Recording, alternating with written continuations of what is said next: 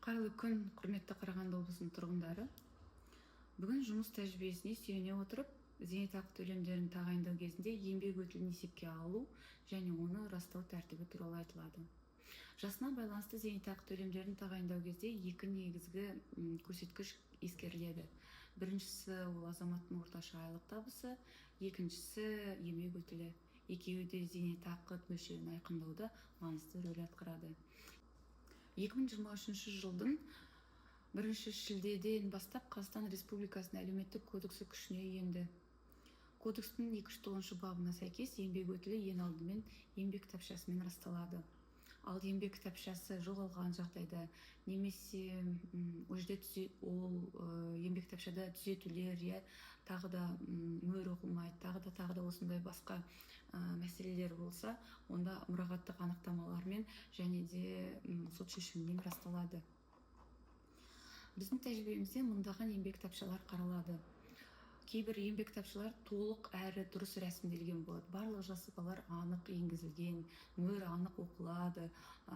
Бұндай жағдайда қосымша құжаттар талап етілмейді. Алайда кейбір еңбек кітапшаларда түзетулер кездеседі.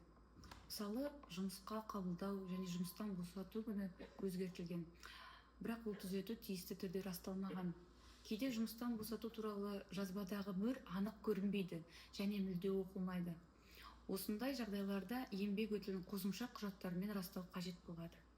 Кейбір азаматтар еңбек кітапшасындағы жазбалар Қазақ Кеңестік Социалистік Республикасының мөрімен куәландырылғандықтан олар қабылданбайды деп ойлайды. Бұл дұрыс емес. Егер жұмыстан босату туралы жазба 1994 31 желтоқсанға дейін Қазақ КСР-ның мөрімен расталған болса, бұндай мөрлер қабылданады және еңбек өтілін есептеу кезінде ескеріледі. Ал егер 1995 жылдың 1 қаңтарынан кейін жұмыстан босату туралы жазба бұрынғы үлгідегі Қазақ КСР мөрімен куәландырылған болса, онда бұл кезеңді міндетті түрде архивтік анықтамамен растау қажет болады. Егер архивтен қажетті анықтаманы алу мүмкін болмаса, азаматтың бұл кезеңді сот тәртібімен растауға құқығы бар. Сонымен қатар, кейбір азаматтардың еңбек кітапшасы жоғалған, немесе мүлде сақталмаған жағдайлар кездеседі. Мұндай жағдайда еңбек өтілін растау үшін архивтік анықтамалар ұсынылады. Егер архивтік анықтамада азаматтың аты жөні толық дұрыс көрсетілмесе, сот тәртібімен тиесілі фактісін анықтау ұсынылады. Мұндай істер қаралған кезде біздің департамент мүдделі тұлға ретінде сот отырысына қатысады.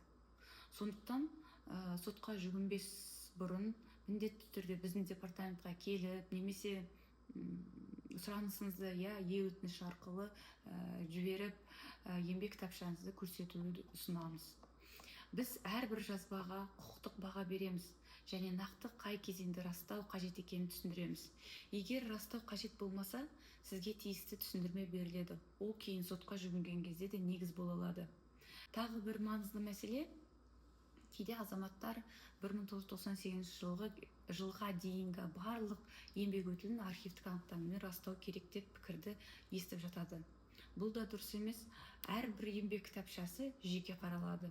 Егер ондағы жазбалар дұрыс рәсімделіп, мөрлері анық оқылып тұрса, қосымша архивтік анықтамалар талап етілмейді.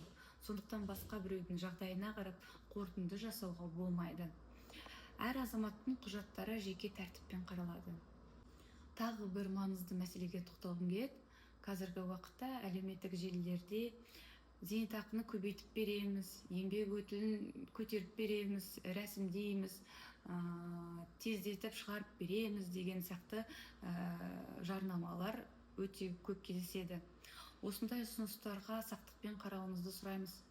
Өкінішке қарай, олардың арасында болашақ зейнеткерді жаңылыстырып, ол қызметке қомақты ақша алады.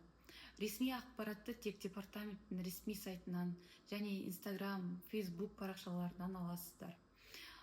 Сонымен қатар азаматтарға ресми ақпаратты барынша жедел және қолжетімді жеткізу мақсатында біз TikTok пен Telegram арналарымен жұмыс жасайтын боламыз. Онда зейнетақы төлемдері, еңбек өтілін растау, әлеуметтік төлемдер және әлеуметтік қорғау саласында өзге де мәселелер бойынша бейнероликтер, түсініктемелер жарияланып отырады. TikTok пен Telegram арнамыздың сілтемесін осы бейненің астына қалдырамыз. Жазылып, ресми ақпаратты біздің парақшаларымыздан алып отырыңыздар. Қандай да сұрақтарыңыз болса, біздің департаменттің адресі, мекен-жайы Ермекова 73, Қарағанды қаласы. Телефонымыз 43 20 97 43 42 82. Назарларыңызға рахмет.